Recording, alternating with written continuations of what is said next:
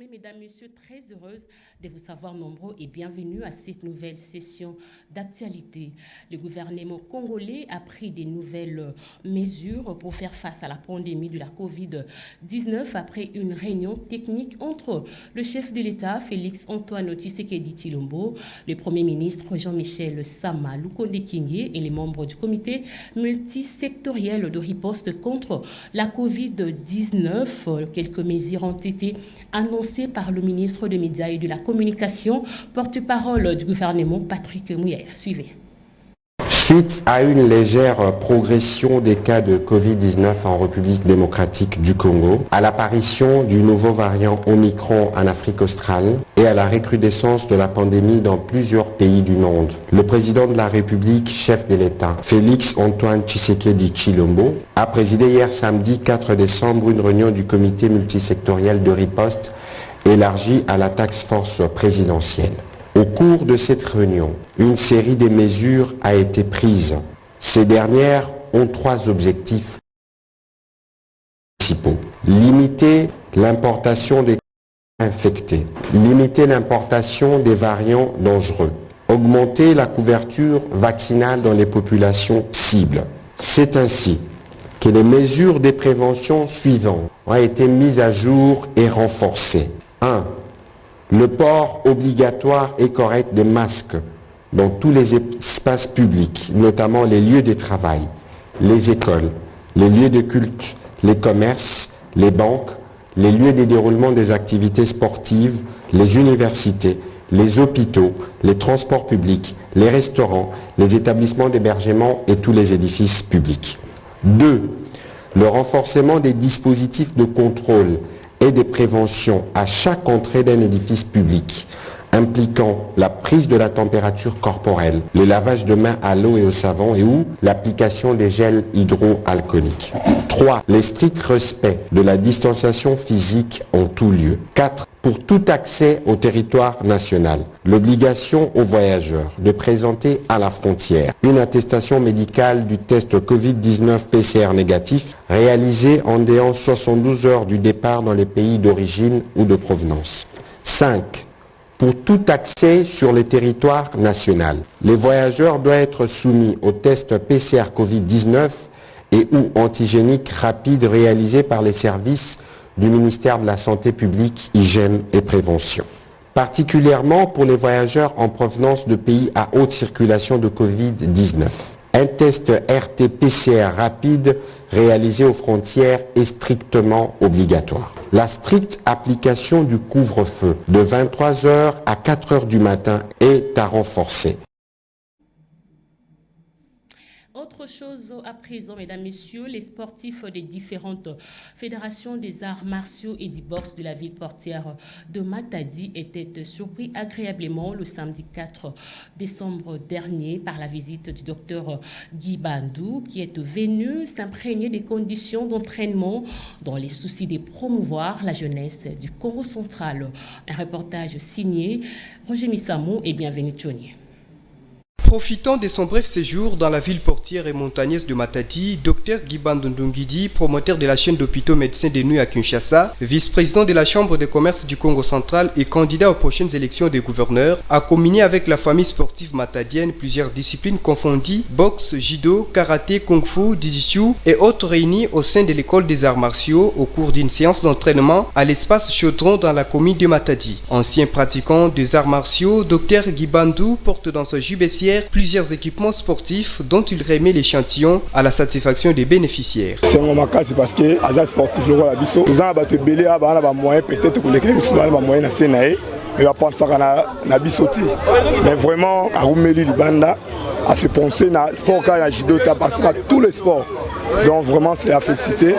Pour Dr Guy Bandou, l'encadrement de la jeunesse est une priorité et dans ces secteurs, les arts martiaux, c'est la maîtrise de soi et non le banditisme. C'est un plaisir de me retrouver quasiment en famille parce que le milieu des sportifs, c'est un peu un milieu que je connais, que j'ai pratiqué déjà depuis mon jeune âge jusqu'à l'université. Et quand j'ai discuté avec les différents sensei des fédérations, ils m'ont expliqué qu'il y avait quelques soucis d'encadrement des jeunes.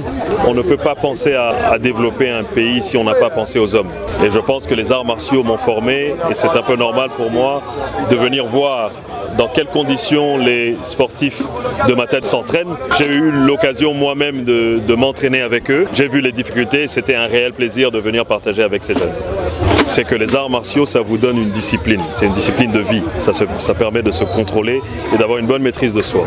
Je leur ai prodigué le conseil de suivre les enseignements de leur sensei pour qu'ils deviennent des citoyens modèles. Parce que les arts martiaux, avant tout, ça apprend à se défendre et ça rend discipliné. C'est pas pour commettre des crimes ou devenir violent. La fédération de Jiu-Jitsu est en train de se préparer pour une compétition nationale. Donc on va les accompagner du mieux qu'on peut. Tous ces sportifs ont manifesté la joie de recevoir ces hôtes de marque en lui promettant de se servir de ses conseils pour bien projeter l'avenir. L'insécurité dans la ville de Matadi, on en parle encore. Plusieurs familles ont été visitées dans la nuit du dimanche 5 au lundi 6 décembre 2021 par des hommes armés. De notre aimant identifié, des familles, quelques personnes ont été victimes de machettes et plusieurs biens sont emportés. Les détails avec Priscille Kadi. L'insécurité bat son plein dans la ville portuaire de Matadi. Dans la nuit du dimanche 5 au lundi 6 décembre 2021, vers 1h du matin, deux inciviques dits Koulouna ont livré un spectacle désolant dans quelques coins de la ville de Matadi. Dans la commune de Nzanza, précisément au quartier communément appelé Nord, un ménage a été victime de actes de barbarie. Nous sommes sur avenue Boma numéro 30, non loin du terrain Bunga, où un homme a failli perdre son bras par coup de machette après l'infiltration d'un groupe d'inciviques dans son domicile. Ils ont apporté quelques biens matériels, mais aussi d'autres équipements ont été massacrés après le départ de cette bande de criminels. La victime a été transférée au centre de santé le plus proche. La femme de la victime relate le fait. Vers 2h du matin. C'était vers 2h du matin pendant qu'il pleuvait. Ces inciviques étaient plus de 30 personnes, les uns en uniforme de la police, à main armée. Nous vivons dans l'insécurité, la population court un grand danger. À présent, mon mari est à l'hôpital, il est victime, son bras est coupé en deux parties. Sur ce, nous demandons aux autorités de nous venir en aide afin que mon mari bénéficie des soins appropriés. Outre l'avenue Boma, plusieurs d'autres rues ont été prises en sandwich. Il s'agit des avenues Kenge, Wenze et Kikenge dans la commune de Mvouzi, au quartier sud, où de biens de valeur ont été emportés. Changeant de registre, la période de la ponte a débuté depuis mi-novembre dernier à la ferme agro-pastorale Mabanière, située à Sanda, bifurcation à quelques kilomètres de la cité d'Inga. L'objectif est de nourrir la population de Matadi, Boma et d'autres cités avec des eaux bio. La production des œufs n'est plus un mythe, mais une réalité à la ferme agro-pastorale Mabanière, située en centre d'abification à quelques kilomètres de la cité énergétique d'Inga, dans le territoire de Sekebanza. Comme annoncé, la période de la ponte a bien débuté le 18 novembre dernier, avec une croissance productive de 10% tous les jours. La ferme Mabanière pourra donc dépasser plus de 80% de la ponte par rapport aux objectifs assignés, précise l'ingénieur agronome. Nous avons commencé déjà la ponte depuis le 18, 11e mois. Chaque jour, il y a une croissance de plus ou moins de 10%. On peut atteindre 85% de la production. Je crois qu'ils seront très bien servis des produits bio. Il y a des études qui se font dès à présent, comment livrer, comment servir tout cet environnement-là. Avec la production de ces milliers de poulets de ponte, les soucis de l'insécurité alimentaire et de la malnutrition peuvent sortir par la fenêtre dans les villes de Matadi, Boma, les cités d'Inga et Kinzamvouete ainsi que d'autres villages, car la population va désormais consommer bio grâce à cette ferme agro-pastorale Mabanière. Il y a un mois, nous étions ici, on a vu l'évolution, comment la volaille évoluer, mais aujourd'hui nous sommes là pour vivre la production. Et quelle production? Des œufs. Il y a des œufs tout à fait naturels, bio, comme on dit par beaucoup.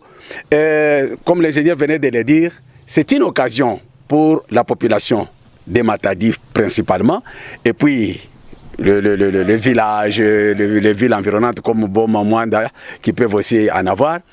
C'est une occasion de manger bio. Et pour manger bio, il ne faut pas chercher de midi à 14h. On connaît là où est-ce qu'il faut trouver ça? C'est chez Mabanière. Ces œufs vont vous arriver parce qu'il y aura des points de vente partout dans la ville de Matadi. Fini l'inquiétude où on mangeait des histoires comme l'ingénieur a dit qui peuvent avoir déjà duré, ça n'a plus de protéines. Maintenant on mange ce qui est frais.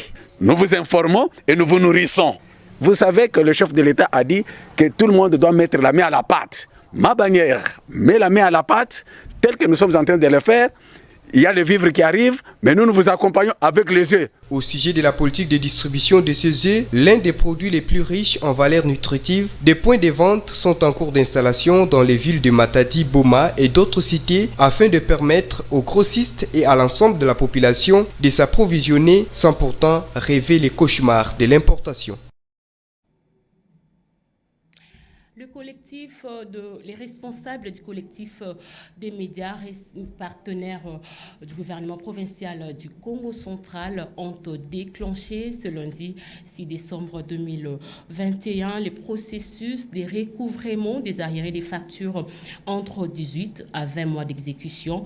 L'exécution du côté du gouvernorat, après échange avec le service des protocoles, cette délégation a été rassurée d'être reçue par le gouverneur intérimaire du Congo central le jeudi prochain. Suivez M. Chamboui Batoubenga, directeur de programme de Ma Bannière Télévision et chef de la délégation. Une délégation des médias de Matadi ayant les contrats avec le gouvernement provincial. Jusque-là, il y a plusieurs mois que nous sommes impayés. Entre nous, il y en a qui ont 20 mois d'arriérés, 19 mois d'arriérés, 18 mois d'arriérés. Avec ça, nous nous sommes dit on ne peut pas rester bras croisés. Nous devons rencontrer le chef de l'exécutif provincial pour essayer d'échanger avec lui afin que nous puissions être payés. Le rendez-vous est pris. On nous a dit qu'il va nous recevoir jeudi prochain. Nous croyons que ça va bien aller. C'est la raison pour laquelle nous sommes là. Et nous allons revenir le jeudi prochain pour rencontrer M. le gouverneur pour réclamer les factures impayées. Page noire dans cette édition du journal. Ntumba Katala Alpha, chef du protocole de la maison civile du chef de l'État, son épouse et leurs 6 enfants morts tragiquement dans un incendie ont reçu l'honneur du chef de l'État, Félix Antoine Tshisekedi Tshilombo. Vive émotion, consternation et colère au parvis de la morgue de l'hôpital du cinquantenaire de Kinshasa ce lundi 6 décembre 2021. 8 cercueils contenant les reliques des membres de la famille Alpha Ntumba Katala, chef du protocole à la maison civile du chef de l'État, étaient exposés au funérarium pour un dernier hommage avant leur inhumation. La cérémonie funéraire a mobilisé de nombreuses personnalités et anonymes émus par les circonstances tragiques de cette disparition familiale. Le président de la République, Félix Antoine Tshisekedi Tshilombo, s'est incliné devant les 8 portés sous le regard médical de la mère de Alpha Ntumba Katala et d'autres membres de famille. Le chef de l'État a assisté à la messe des suffrages célébrée par Monseigneur Bernard Emmanuel Kassanda, évêque de Mbujimayi, en présence de plusieurs prêtres. Dans son oraison funèbre, le chef de la maison civile, Dr Bruno Miteo Nyenge, a rappelé qu'Alpha Fernand Ntumba Katala, 53 ans, son épouse Bibiche Dissosa, 43 ans, et de leurs 6 enfants, Jenima Ntumba Masengo, 19 ans, Godlive Ntumba Mushia, 16 ans, Fernand Ntumba Katala, 15 ans, Gilbert Ntumba Dissosa, 11 ans, Maria Dissosa Kalongo, 10 ans, enfin Joseph Ntumba Musundu, 7 ans, ont péri dans un incendie d'origine inconnue la nuit du samedi 27 novembre dernier. Face à la furie des flammes immaîtrisables qui les a surpris en plein milieu de nuit, toute la famille Ntumba a péri et 6 corps calcinés avaient été découverts le 27 novembre dans les brûles du plafond et 2 autres corps ont été sortis des décombres le 1er décembre. Après cet hommage, le cortège funèbre s'est emballé vers la périphérie ouest de la capitale où Alpha, son épouse et leurs 6 enfants ont été inhumés.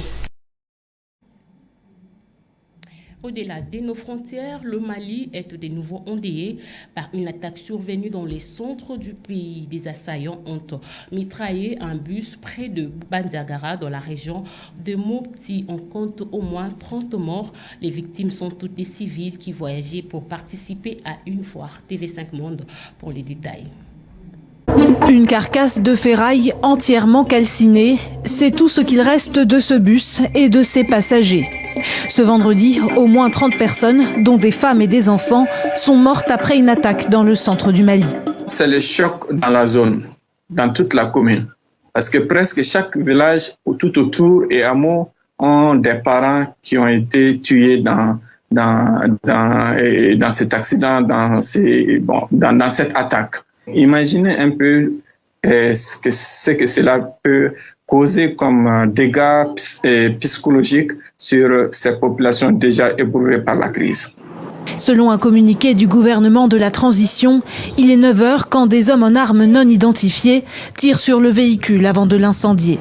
Le massacre s'est produit alors que le bus venait de quitter le village de Songo pour se rendre à la foire de Bandiagara. La région de Mopti est ravagée par le djihadisme et le conflit entre Dogons sédentaires et Peuls nomades. L'attaque d'hier est vraisemblablement attribuée aux djihadistes. Les communautés visées victimes de cette attaque sont presque tous des Dogons.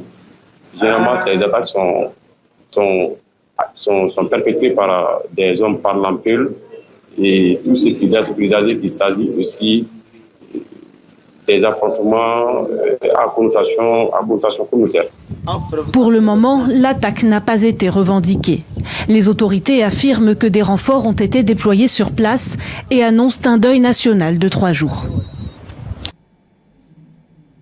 Sport à présent, le tour de cadrage de la Coupe de la Confédération africaine a souri au tout-puissant Mazembe de Lubumbashi le dimanche 5 décembre 2021, mais pas au Daring Club Motema Pembe de Kinshasa de l'AS Maniema Union de Kindu. Une qualification et 2 disqualifications, tel est le bilan des équipes au barrage de la 2e compétition africaine de clubs. Rivanciala pour plus de détails. Représenter seule la République démocratique du Congo en Coupe interclub de la Confédération africaine de football CAF, le tout-puissant Mazembe Anglebert de Lubumbashi en a l'habitude. Le 1-0 arraché à l'aller le dimanche 28 novembre dernier au stade Mazembe de Kamalondo a permis à la formation du Haut-Katanga d'écarter celle sud-africaine de Marumo Gallants Football Club. Le face-à-face entre les deux équipes ce dimanche 5 décembre 2021 à Polokwane pour la manche retour des barrages de la Coupe de la Confédération a produit à l'arrivée la note blanche de 0-0. Les tombeurs de l'association sportive Vita Club de Kinshasa en 16e de finale de la même compétition n'a pas su rééditer l'exploit contre un autre club de la RDC. À Kinshasa, les buts de William Likuta pour le Daring Club Motema Pembe à la 53e minute n'a pas suffi à l'équipe de la capitale de renverser l'Union sportive Gendarmerie nationale du Niger. Les Nigériens sortent vainqueurs de la double confrontation face aux Immaculés grâce au score de 2-0 enregistré au match aller à Niamey. L'association sportive Maniema Union de Kindu était également conditionnée à une remontée contre le club égyptien de Pyramids Football Club. Au Caire en Égypte, le 3e représentant de la RDC est tombé sur les mêmes scores de 1-0 enregistrés une semaine avant au stade des Martyrs. Comme très souvent, les espoirs des sportifs congolais reposent sur le tout-puissant Mazembe Anglebert.